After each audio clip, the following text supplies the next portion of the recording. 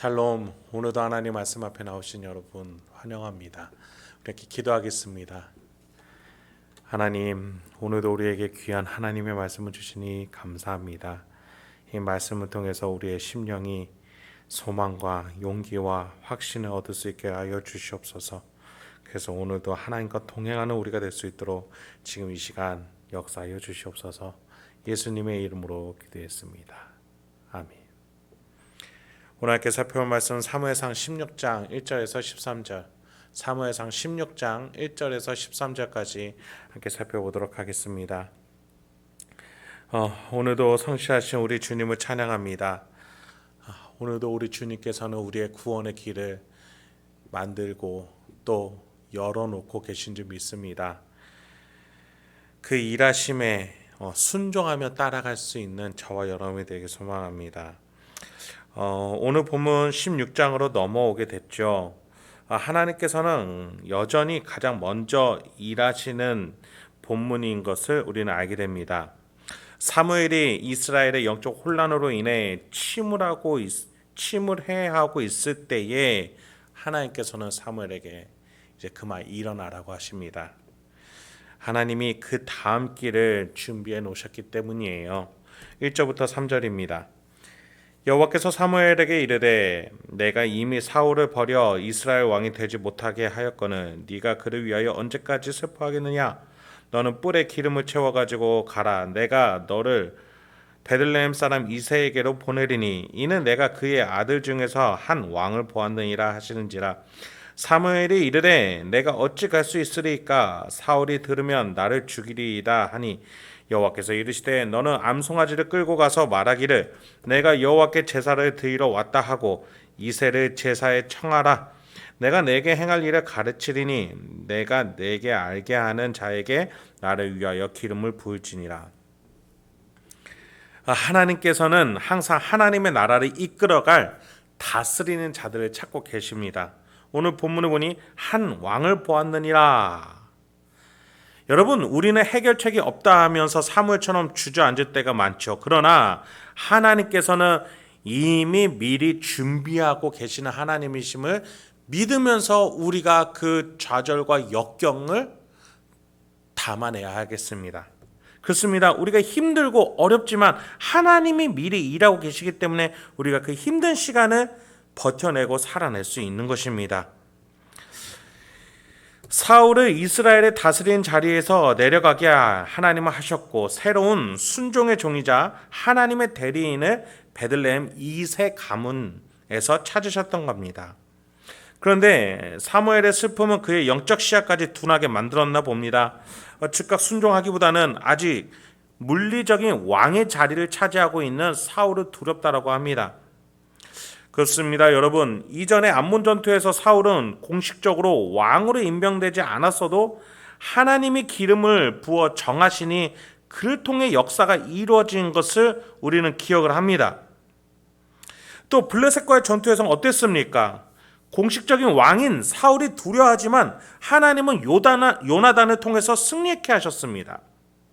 아말렉 전투 후에는 사울이 왕으로서 아각을 처형해야 했지만 불순종했기 때문에 하나님은 사무엘을 통해서 아가 왕을 처형하시며 하나님의 약속을 이뤄내셨습니다. 인간의 인정과 권위로 하나님이 일하시기도 하십니다. 그게 질서지요. 그러나 불순종할 때에 하나님께서는 얼마든지 다른 통로로라도 하나님은 하나님의 나라를 다스리기 위한 일을 하실 수 있는 분이십니다. 여러분, 진짜 질서는 무엇입니까? 인간 사이에서 질서 위에 하나님과의 질서입니다. 만약에 인간 안에서 하나님을 배제한 채 질서가 올바로 잡혀 있다 한들 그것은 올바른 질서가 아니죠. 오히려 하나님께서는 하나님을 배제한 인간 사이의 질서를 깨부수시고 하나님이 보시기에 가장 적합하고 낮은 자리에 있고 순종할 수 있으며 겸손한 자를 통해서 하나님은 지금까지 일해 오셨다는 것을 우리는 성경을 통해서 너무나도 잘 알고 있습니다. 여러분, 우리는 그래서 항상 겸손하게 하나님께 순종할 줄 알아야 하겠습니다. 여러분, 하나님 나라를 다스리는 대표하는 자들은 청직이라는 사실을 잊으면 안 되겠습니다. 하나님이 맡겨두신 것이지 결코 우리가 주인이 아닙니다. 그래서 우리는 오늘도 하나님 앞에서 하나님이 맡겨주신 이 다스리는 자리를 청지기로서 겸손하게 하나님의 뜻으로 잘 다스려야 된다는 겸손한 마음을 가지고 있어야 할 줄 믿습니다. 여러분, 이에 사무엘은 사울을 향한 두려움을 뒤로 한 채 하나님의 말씀을 순종해서 베들레헴으로 발걸음을 옮깁니다. 4절부터 5절이에요. 사무엘이 여호와의 말씀대로 행하여 베들레헴의 이름에 성읍 장로들이 떨며 그를 영접하여 이르되 평강을 위하여 오시나이까? 이르되 평강을 위함이니이다. 내가 여호와께 제사하러 왔으니 스스로 성결하게 하고 와서 나와 함께 제사하자 하고 이새와 그의 아들들을 성결하게 하고 제사에 청하니라. 베들레헴 마을의 장로들은 대선지자 사무엘이 오니 자신들이 모르는 마을에 병고가 있을까 하여서 두려워합니다. 그러나 사무엘은 하나님 말씀하신 대로 마을의 원로들과 이세 가문을 초대해서 제사를 드리는데 하나님께서 다윗을 선출하는 방법이 사울 때와는 무언가 조금 다른 게 보입니다. 사울을 세우실 때는 사울을 제비뽑기로 콕 집어서 드러나게 하셨죠. 그런데 다윗을 세우실 때에는 그렇게 하지 않으시는 이유가 있었던 겁니다. 왜입니까? 사무엘의 영적 시야가 뜰 수 있도록 한 계기를 마련해 주고자 하셨던 것이죠. 그 과정이 어떻게 됩니까? 6절부터 7절입니다. 그들이 오매 사무엘이 엘리압을 보고 마음에 이르기를 여호와의 기름 부으실 자가 과연 주님 앞에 있도다 하였더니 여호와께서 사무엘에게 이르시되 그의 용모와 키를 보지 말라. 내가 이미 그를 버렸노라. 내가 보는 것은 사람과 같지 아니하니 사람은 외모를 보거니와 나 여호와는 중심을 보느니라 하시더라. 사무엘이 눈에 보기에 좋아 보이는 엘리압을 보고 왕으로 삼고자 하나 하나님은 아니라고 하십니다.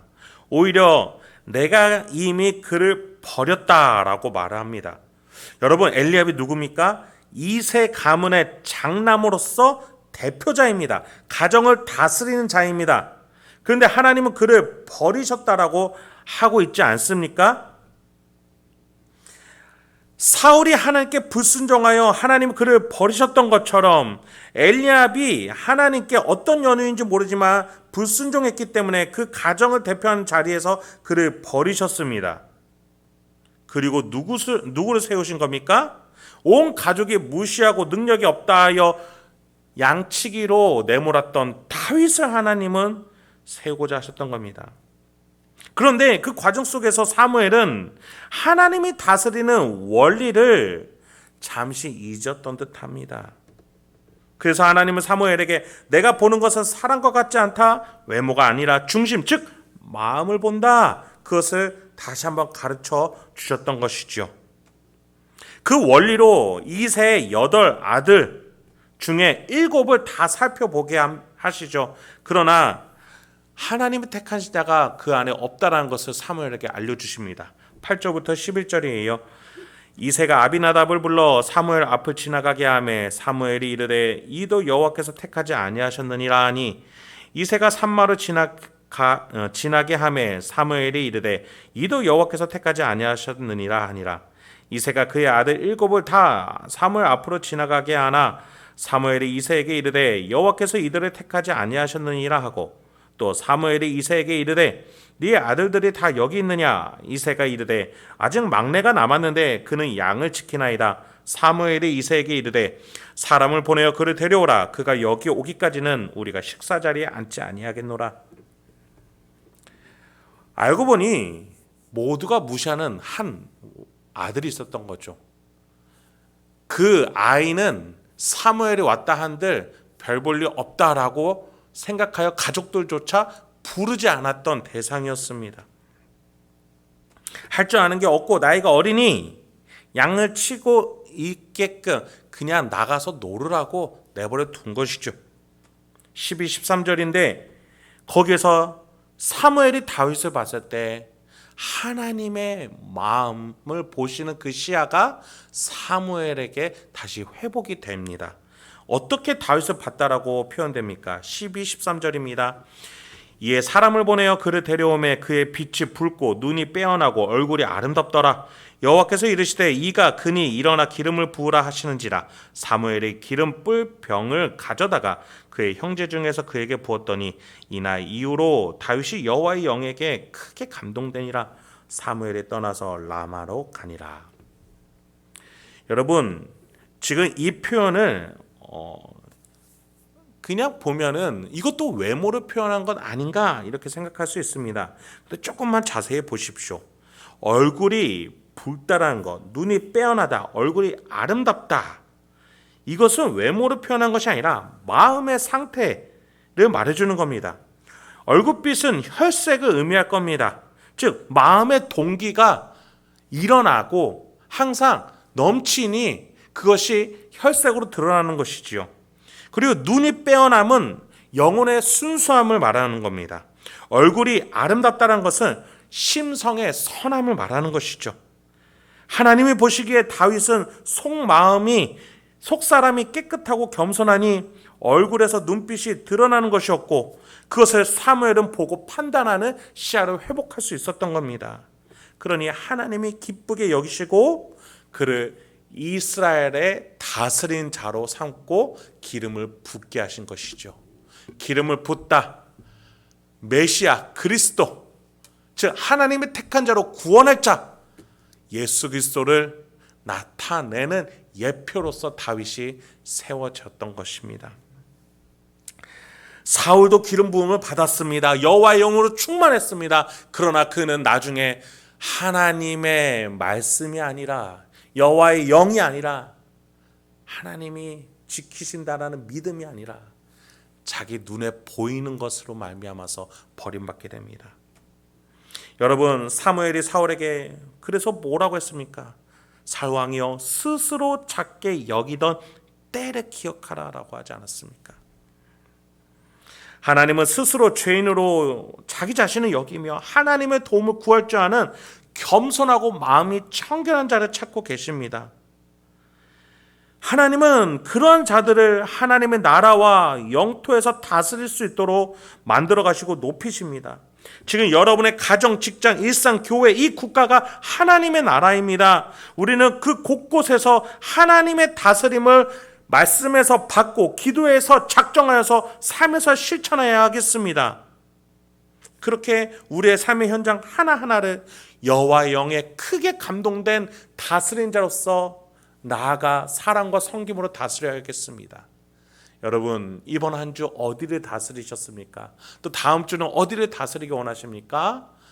오늘 이 시간에 하나님 앞에 말씀과 기도 앞에 엎드리시고 나의 욕망과 탐욕과 시기와 질투를 회개하시고 내 마음이 하나님의 뜻으로 가득 차기를 여호와의 영으로 충만하고 사랑과 섬길 용기로 가득해지기를 하나님께 구해 보십시오. 그럴 때 하나님께서 우리를 통해 천국을 만들어 가실 줄 믿습니다. 오늘 하루도 그렇게 하나님 앞에서 동행하시고 승리하시는 저와 여러분에게 소망합니다. 함께 기도하겠습니다. 하나님, 오늘도 우리에게 귀한 하나님의 말씀을 주시니 감사합니다.